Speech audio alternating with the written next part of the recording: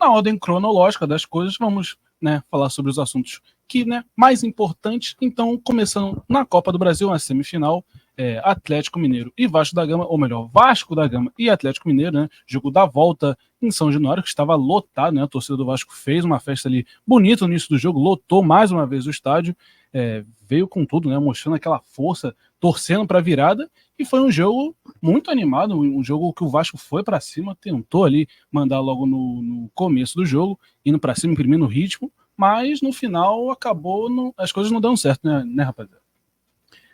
Começa.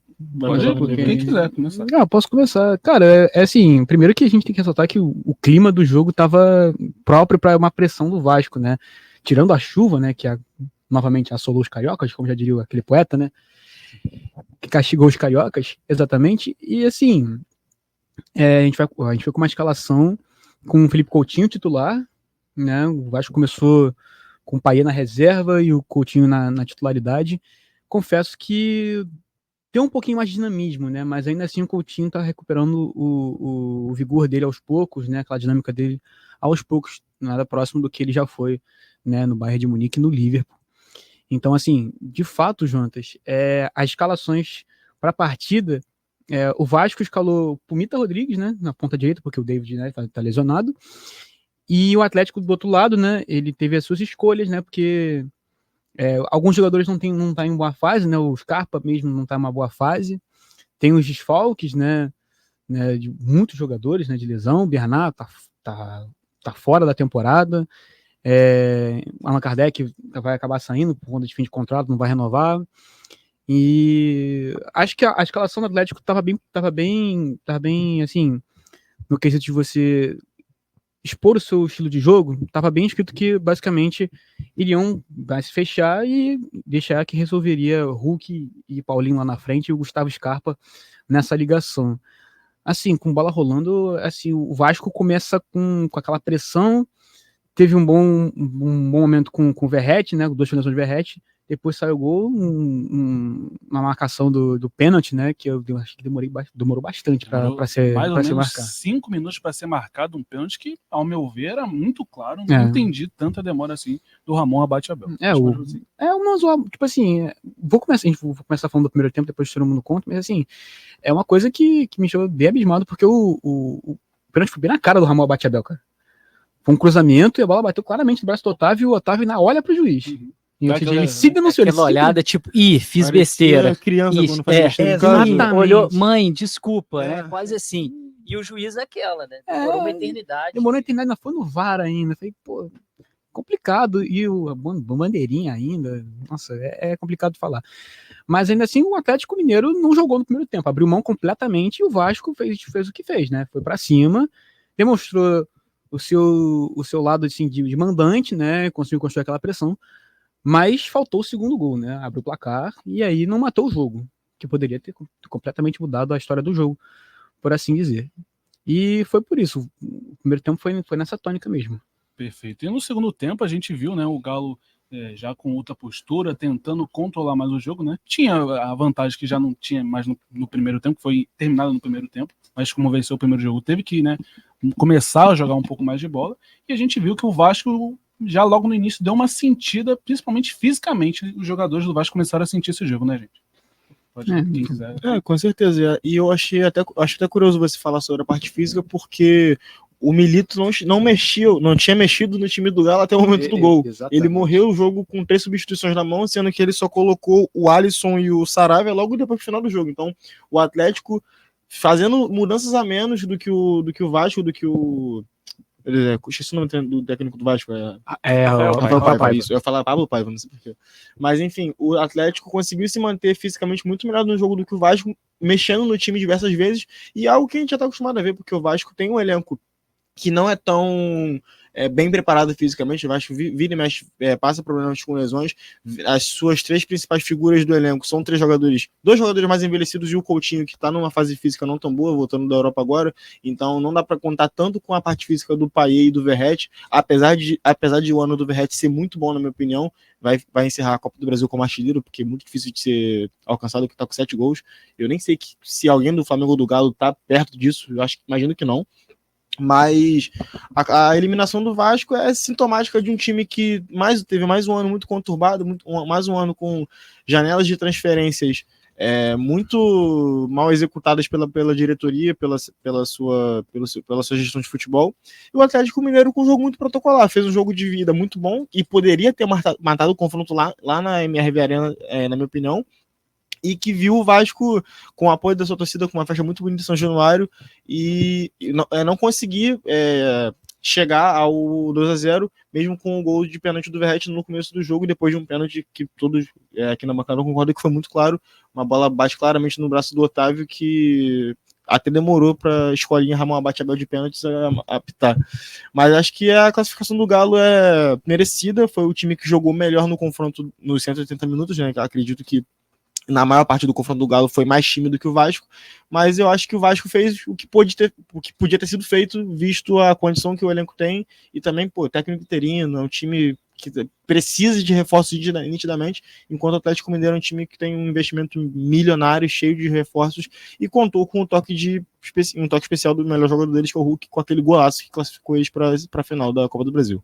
Perfeito. E ele ainda falou, né, em entrevista pós-jogo, que estava estudando o goleiro do Vasco, sabia que ele, o lado esquerdo no alto era um canto ali que dificilmente o goleiro conseguia pegar, então ele já vinha treinando bastante ali, estudando principalmente pós-jogo, e foi muito elogiado e merecido, né? Ele é um craque, né, no nosso futebol, fez um belíssimo gol e conseguiu classificar a equipe do Atlético Mineiro para a final. A gente estava vendo aqui a artilharia, você estava falando que dificilmente alguém alcançaria, se tinha alguns jogadores dos dois clubes para alcançar, e realmente no Flamengo só teria o Pedro, mas ele só volta ano que vem. Né? E para passar o Verratti, só Guilherme Arana, que tem 3 gols. Precisaria fazer incríveis 5 gols. Esperamos, né, que ele não faça. Não, né? O torcedor do Galo deve estar falando, por que não? O torcedor flamenguista dizendo, não vai conseguir de forma alguma. Mas eu acho impressionante, né, a forma, a gente falou bastante físico aí do time do Vasco, concordo com o que todo mundo falou aqui na bancada, o físico que o Hulk tem, né, cara, é um cara impressionante.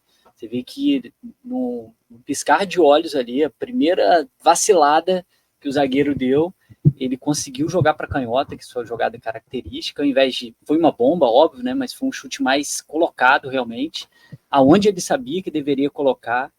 E olha, todo mundo sabe que eu sou flamenguista, mas na hora que aquela bola entrou, juro para vocês, me deu uma tristeza, assim, do torcedor do Vasco, né, do que o Vasco conseguiu colocar dentro de campo, com todas as suas limitações, né. O time do Vasco, aquele 6-1 para o Flamengo, para o que jogou nesse sábado agora, é um time completamente diferente. Acho que o torcedor do Vasco, vamos dizer, se orgulhar por ter perdido um jogo, a gente sabe que dói, mas a equipe é completamente diferente daquela que estava praticamente cravada na segunda divisão, né? No início do Campeonato Brasileiro era só um milagre, né? O pessoal brincava, só um milagre tira o Vasco. E o milagre aconteceu, o time do Vasco melhorou muito, né? O Verratti faz um campeonato maravilhoso, assim, um atacante de muita competência, pode até dizer que ele não tem tanta mobilidade assim, mas quando a bola chega, ele sabe fazer o que o atacante precisa fazer, que é o gol. E acho que o time do Vasco perdeu realmente, né, isso que todo mundo comentou aqui na parte física, tanto o Coutinho tá muito abaixo, né, não chega nem um dedinho mindinho do pé do que era o Coutinho quando saiu daqui, no campo molhado ainda, né, que é o jogo fica mais físico, mais de impacto, alguém tem uma habilidade maior como ele, isso acaba não sobressaindo. Acho que foi um ponto decisivo aí pro Vasco não ter conseguido esse segundo gol, e depois que tomou o gol do Hulk também, o time praticamente morreu no campo, né, não teve mais nenhuma jogada depois aqui. Já estava muito cansado, né? Antes do gol do Hulk, a equipe do Vasco já estava meio que não entregue, né? Obviamente que o clube ia conseguir, né, tentar o segundo gol para uma classificação direta. Já estava garantindo os pênaltis, né? E acabou sentindo a parte física antes do gol do Hulk. E obviamente que depois do gol do Hulk, além de todo o cansaço físico, vem, óbvio, o cansaço mental, a frustração, o desespero, exatamente, né? E o Vasco simplesmente não conseguiu jogar.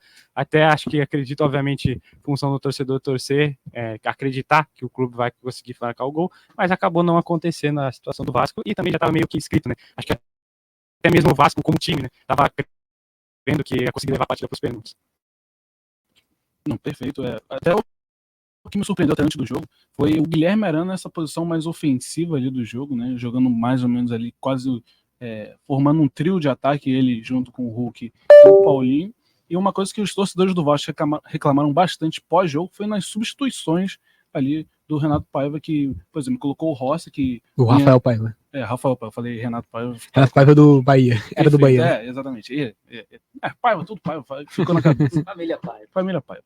Mas reclamaram bastante, por exemplo, da entrada do Rossi no jogo, que não vinha jogando há muito tempo. É um jogador que a torcida do Vasco não tem tanto amor e entrou nesse momento decisivo. Então, a torcida do Vasco reclamou muito dessas substituições. Tiveram, por exemplo, o Paiva, que entrou só no final já do jogo. O Coutinho, se não me engano. O Alex Teixeira também foi do lado do Paulo Henrique. Nossa. E a torcida do Galo fica aquela ansiedade para saber como tá a situação do Hulk, né? Que ele fez o gol e no final do jogo ele ainda acabou saindo ali por uma lesão, teve que colocar ali uma coisa ali na coxa, então tem que ver como vai ficar o Hulk ali para os próximos jogos. Provavelmente não vai ser uma coisa, uma coisa tão séria, a gente ainda vai ver durante a semana como o Hulk vai reagir a isso, mas um alerta ali para o torcedor do Galo, que contratou outro atacante, que era o Davidson, mas ele já não pode jogar na competição porque já atuou pelo Cuiabá, então é uma coisa para o torcedor do Galo ficar de olho. No momento tá tranquilo. E uma coisa, agora só lembrando aqui, que também virou pauta, assim, pelo menos nas mídias sociais, foi a reação do goleiro Everson pós a classificação, né?